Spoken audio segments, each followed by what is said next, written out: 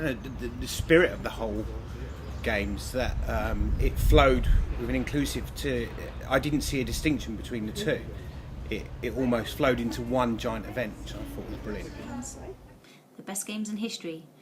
It's where dreams were made, goals were achieved, medals were won, and history was made. You know, it's the best games that's ever been, not only for athletes, but also their coaches, their support staff, their family and friends. You know, without that support, athletes don't achieve what they set out to achieve. Okay, what springs to mind for me is incredibly personal, because I had a really dear friend called David Morris. He was actually the disability advisor to the Mayor of London, and he got seconded to be the disability advisor for the Olympic Games. And unfortunately, he died the year before the Olympic Games. And we'd planned with him to run Largactil shuffles on the Olympic Park. So for me, what really springs to mind is the fact that although he'd been to Beijing and been a torchbearer, he wasn't able to be a torchbearer in the UK, and people that we then put up to be torchbearers on his behalf didn't get accepted either. So I think for me that's really paramount, and really paramount around the fact that the UK's legacy for me in the Olympic Games is the Paralympics, because, and I'm going to get his name pronounced wrong probably, but Dr. Gutman, he was based at Stoke Mandeville, put together, but he didn't put together the idea of the Olympics, but he put together the idea that people with disabilities would have improved lives. Something fell down in the background, would have improved lives if they were able to do sports. And he didn't think that if you didn't have a leg it would stop you from participating. And so that's the other thing for me, is that there's a great legacy there from the UK developing that idea. Well, mainly the Postcard to the World project that I was facilitating. Basically, I had to teach some visual arts sessions with regard to the theme of the London Olympics. So I guess that's what springs to mind immediately. Probably I will remember it as the kind of best summer that I can think of, really. I enjoyed absolutely every minute of it while it was going on. Loved the atmosphere in London, loved the fact that the transport worked perfectly. Everybody seemed to have a personality change and was very nice to each other. It was just sort of, it was just a really, really nice time.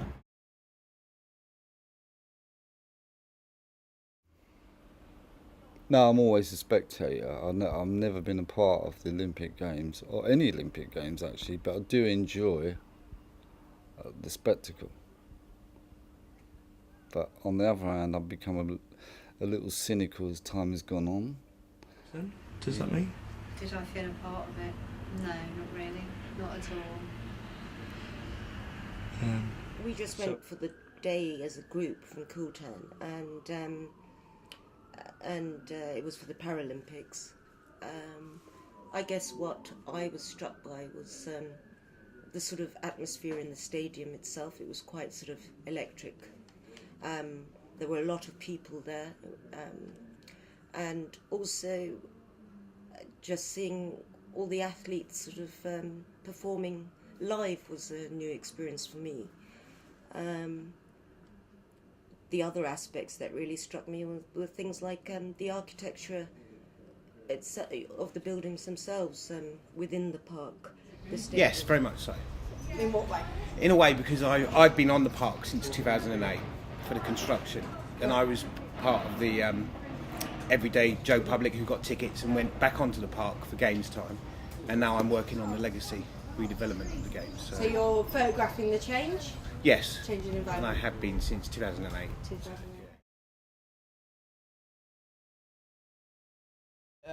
Plenty of the people that I worked with for the construction were very keen to get back on the park for games time, to see how the public viewed the park, because we'd been on the park for a number of years.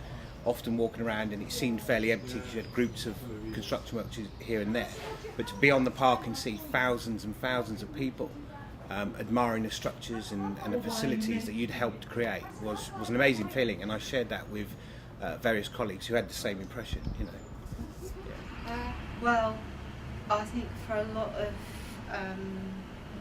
people with physical disabilities, that actually the Olympic Games was a really positive thing on one level, and that was the fact that it made disabled people visible to the general public.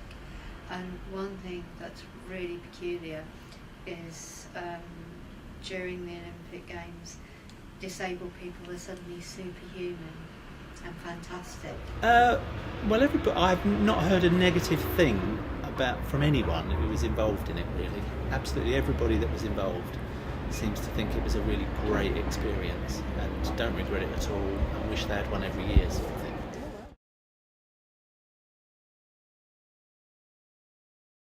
Oh, it's more corporate. I mean, you could see Coca-Cola everywhere and McDonald's were everywhere, you know. I mean, what they really actually got to do with the games, anyway. The only thing they got to do with the games is that I think they put money into the games, do they? Do they? It seemed a shame that there weren't more tickets available for Londoners themselves. A lot of people I knew who managed to get tickets were actually those who were based outside of London. So, seeing that the games were in London, it would have been quite nice if it involved more of the London population. Well, to be absolutely honest with you, I'm not a great sporting fan in any case, so that wasn't what it was about for me. It was the atmosphere was great. I mean, it was just a shame that more people couldn't get in and out of it, really. Inevitable. Always going to be more people want to go in than there are places for, but so kind of more access, I suppose, is the only thing I could think of. But. So I would have liked to have seen a lot more inclusion, a lot more free tickets being given to local people, and not just in the Olympic boroughs but in the whole of London, and a lot more thought, you know. And I kind of felt there wasn't enough investment in the people who live here. It was all about, we're having this big party, we're dignitaries, we're politicians and stuff you, and that isn't the values they put out. They put out 5 values for the Olympics, and one of them was friendship and stuff like that, you know, but they didn't, in my opinion, roll that out. What I would have liked to have seen more of at the Games, for me as an athlete, time is limited because I'm obviously training and trying to perform my best in my chosen sport. Saying that, I didn't have that much time to go and see other athletes, you know, reach their targets and get their medals and make history in themselves. So that, I suppose, would be the one regret that I had, is that I didn't get that time. But you make a choice, you know, you're an athlete who's going out to achieve, or you're an athlete or a spectator going to watch others and support them. But that's all I could have said that I would like to have seen more of. More, I don't know, maybe more access to the parks themselves. So if you didn't have a ticket to the games themselves, to have been able to sort of perhaps explore the grounds, which seemed very nice when I sort of had a, should I say, a cursory look around, and sort of the structures within the park. More of? Well, I don't know. I think there was something for everybody. Possibly less of would be the corporate branding of so many things. You know, you had various companies with very visible stands around, and it seemed like you were restricted to those on the park. But I suppose then their money helped contribute to pay it, so they were entitled to have those things. But that's just a personal opinion. No, that's great. I'm quite political, and I find all these American companies overbearing and controlling and taking over everything and getting the name and everything for some reason. People actually drink and eat their products. It's a strange thing that Coca-Cola and McDonald's are sponsors of the games, yeah, the products are not good for people or not ideal for the athlete.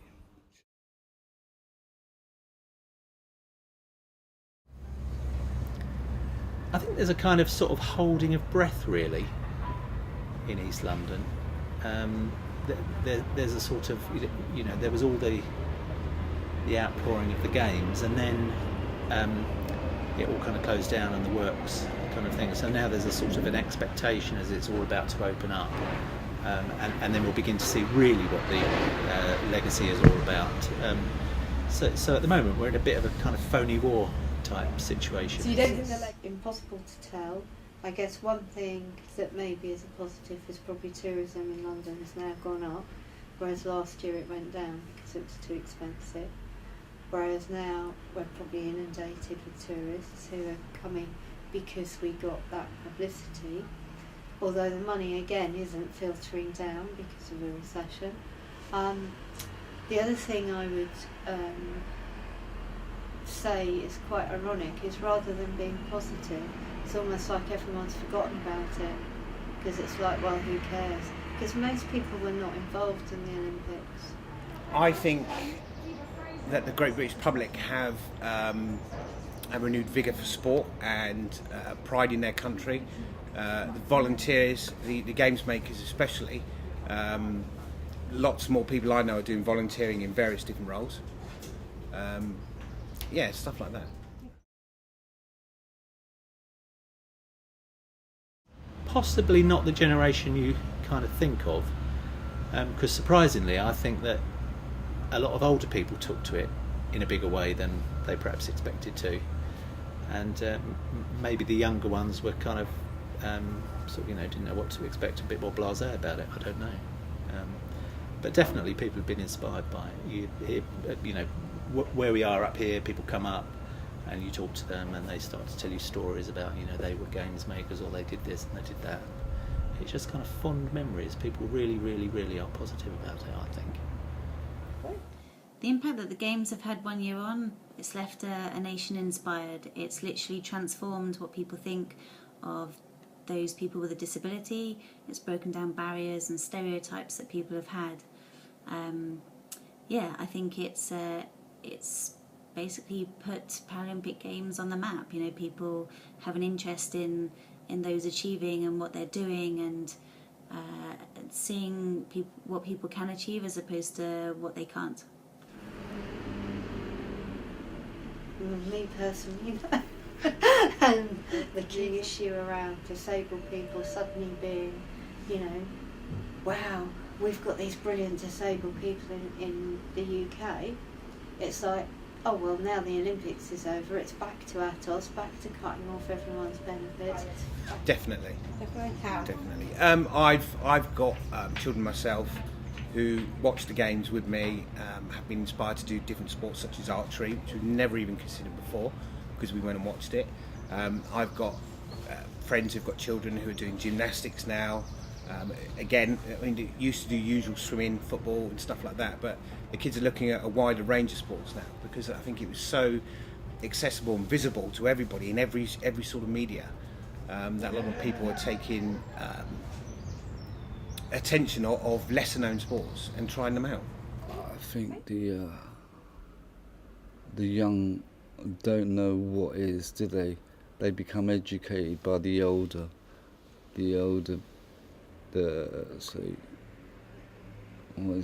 generation who's in control of the games. So, you know, they eat what they're given. They take what they're given. They don't seem to think this way or that way about something. They just, you know, we'll eat McDonald's and drink Coke. You know, it's like, and actually they weren't kind of given the choice at the games because of you couldn't take food or drink in there.